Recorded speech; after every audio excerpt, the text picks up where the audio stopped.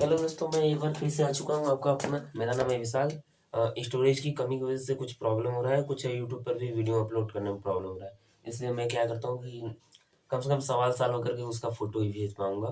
ठीक है, अपलोड करने की कोशिश करता हूँ, देखता हूँ होता क्या है। अब सवाल हमें दिया गया, सवाल के आधार पर मैं देखता हूँ, शॉर्ट वीडियो बनाने की कोशिश करूँगा कम से कम समय में। ओम का नियम लिखिए। ओम का नियम क्या होता है? ओम नाम का कोई वैज्ञानिक था, उन्होंने कुछ नियम दिया, बस उसी को क्या कर दिया कि ओम का नियम। इसमें क्या होता है, किसी चालक में, ये एक प्रकार से चालक है, चालक तार। ठीक है, किसी तार में क्या होता है, जो विद्युत धारा प्रवाहित होती है यानी आई, या तो जो विद्युत धारा प्रवाहित होती है, इसमें प्रवाहित होने वाले विभवांतर के अनुक्रमानुपाती होती है, यानी आई अनुक्रमानुपाती भी होगा, या तो सिंपली करो भी अनुक्रमानुपाती क्या है, आई है। जब ई अनुक्रमानुपाती का सिंबल हटता है तो क्या आ जाता है, भी बराबर आई आर आ जाता है। तो यहाँ पर आर आपका क्या है, आर रेजिस्टेंस, जिससे प्रतिरोध करते हैं। सिंपली कहो तो आप लोग गाड़ी चला रहे हो एक रोड पे, तो उसमें क्या करता है, ब्रेकर का काम करता है। ठीक है, तो वही काम ये करता है। ठीक है, ये क्या करता है, कुछ आपका जैसे मैं 100 वोल्टेज ट्रांसफर कर रहा हूँ तो पूरा 100 वोल्टेज नहीं आएगा, ये क्या करेगा, रेजिस्टेंस कुछ खा जाता है। ठीक है ना। जिस प्रकार से आप कहें कि नहीं, हमें एक नॉर्मल गाड़ी स्पीड 100 का स्पीड है तो 1 घंटे में 100 किलोमीटर जानी चाहिए, ऐसा नहीं होता है। ठीक है, कुछ रोड की खराबी की वजह से खड़बड़ी होता है और कुछ ब्रेकर होता है। ठीक है, तो रेजिस्टेंस ही क्या होता है, एक प्रकार से परिपथ में खराबी की वजह से होता है। और दूसरा, आप यूज के आधार पे भी रेजिस्टेंस का प्रयोग कर सकते हैं। जिस प्रकार से रोड तो खराब होता है, वहाँ पर स्पीड स्लो होता है, उसके साथ साथ आप चाहे तो ब्रेकर बना के स्पीड स्लो कर सकते हैं। वैसे यहाँ पर है, रेजिस्टेंस की वजह से क्या होता है, 100 वोल्ट की जगह कम पहुंचता है, और जिस यहाँ पर कम चाहिए वहां पर भैया रेजिस्टेंस बनाकर हम लोग कम करते हैं। ठीक है, तो ये आपका हो जाएगा ओम का नियम। ठीक है, ओम ने क्या कहा भैया, किसी परिपथ में प्रवाहित विभवांतर उसमें प्रवाहित विद्युत धारा के अनुक्रमानुपाती होगा। ठीक है, तो यही आपका क्या था, ओम का नियम था। जब ये अनुक्रमानुपाती हटेगा तो बी बराबर क्या आ जाएगा, आई आर आ जाएगा। तो यहाँ पर रेजिस्टेंस जब निकालना होगा तो आर बराबर क्या हो जाएगा, बी अपनी जगह, तो नीचे आई, ये रेजिस्टेंस हो गया। ठीक है, बी का मतलब वोल्टेज, आई का मतलब एम्पियर, इसका मतलब जो होता है ओम होता है। अब ध्यान दीजिएगा, जैसे परिपथ ये दिया गया है, परिपथ में हमेशा ही दिखाता है कि नहीं रेजिस्टेंस हम लगा रहे, रेजिस्टेंस नहीं लगाते, यहाँ पर कोई लोड देते हैं। लोड मतलब लाइट पंखा कुछ ऐसा देते हैं। ठीक है, जिसमें बताता है कि भैया इतना लोड ले रहा है, ये नहीं कि भैया सीधे ले जाकर रेजिस्टेंस जोड़ दो शॉर्ट सर्किट कर जाएगा, ऐसा कुछ नहीं है। ठीक है ना, इसमें क्या करता है, कोई लोड देना होता है, रेजिस्टेंस देने का मतलब यही होता है। ठीक है, फिलहाल में मैं इसे मिटाता हूँ, आता हूँ अपने सवाल पर।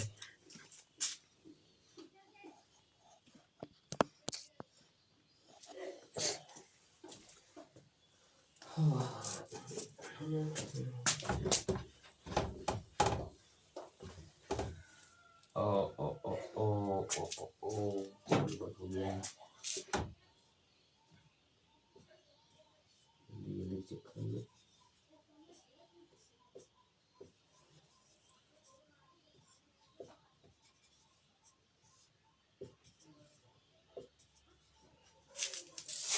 अब सवाल में पूछा गया है, ओम का नियम लिखिए, दिए गए परिपथ में प्रवाहित विद्युत धारा तथा प्रत्येक प्रतिरोध के लिए सिरों के बीच विभव अंतर ज्ञात कीजिए। देखिए, विद्युत धारा निकालना है, यानी आई का मान निकालना है।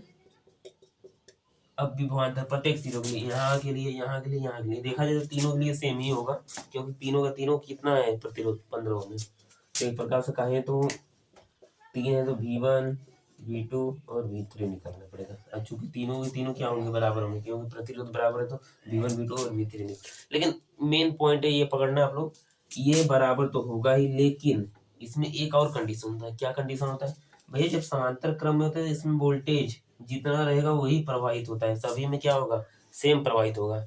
श्रेणी क्रम के कंडीशन में क्या होता है, अलग अलग प्रवाहित होता है। ठीक है ना,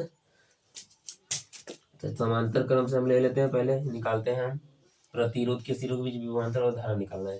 देखिए, धारा का मान भी नहीं मालूम है, वोल्टेज मालूम है, बी का मान कितना है, 10 वोल्ट है, धारा नहीं मालूम है, आई का मान निकालना है, उसके साथ साथ आर का मान हमें टोटल करके निकालना पड़ेगा, तब काम बनेगा। इसलिए समांतर क्रम से आर का मान निकालेंगे हम। समांतर क्रम वही 1/r बराबर 1/r1 plus 1/r2 plus 1/r3 से 1/15 प्लस में 1/15 प्लस में 1/15, तीनों का मान सेम। आधार हर सेम है, ऊपर वाला जुड़ ही जाएगा, यानी 1 + 1 + 1, 3/15 कटेगा, कितना आएगा, ऊपर 1 नीचे 5, 1/r बराबर 1/5। तो जो आर का मान आएगा वो कितना आएगा, 5 ओम आएगा।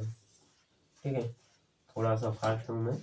आर का मान कितना आ गया, 5 ओम आ गया। हमें निकालना क्या है, विभवांतर निकालना है और विभवांतर, हाँ धारा निकालना है, धारा का मान।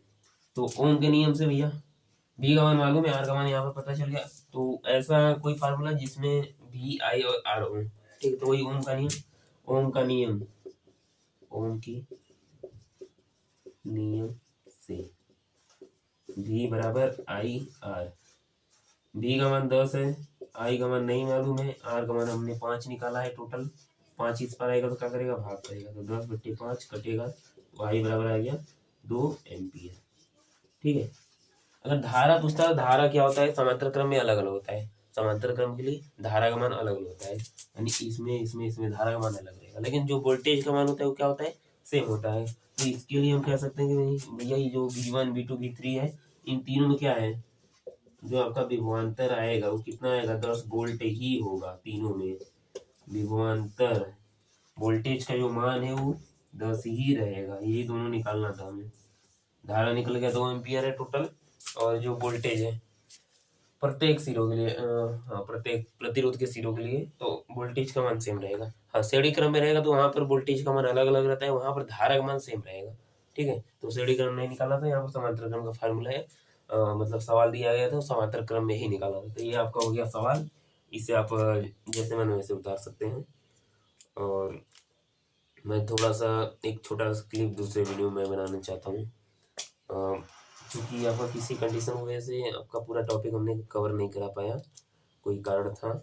इसके साथ साथ मैं हल्का सा दूसरे वीडियो में ये आपका है बस नाम पढ़ के मैं बता था। मानव नेत्र मैंने पढ़ा दिया था, समंजन क्षमता, मोतियाबिंद, दृष्टि दोष और उनका संशोधन आपको पढ़ना है, जो कि 3 प्रकार के होते हैं, निकट दृष्टि दोष, दूरदृष्टि दोष और जरा दूरदृष्टिता। और फिर इसी में आपको पढ़ना है प्रिज्म से प्रकाश का अपवर्तन। इसके साथ साथ कांच के प्रिज्म द्वारा स्वतः प्रकार का वर्ण विक्षेपण, यानी कि रंगों का अलग अलग हो जाना।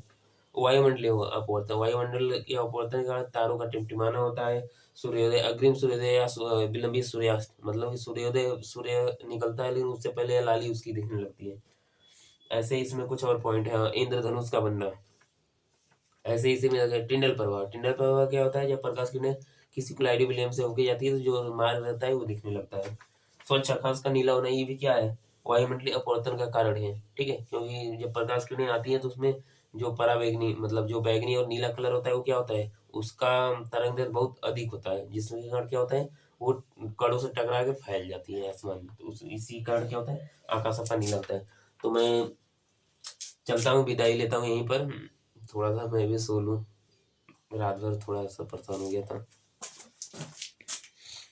तभी के लिए जय हिंद, जय भारत।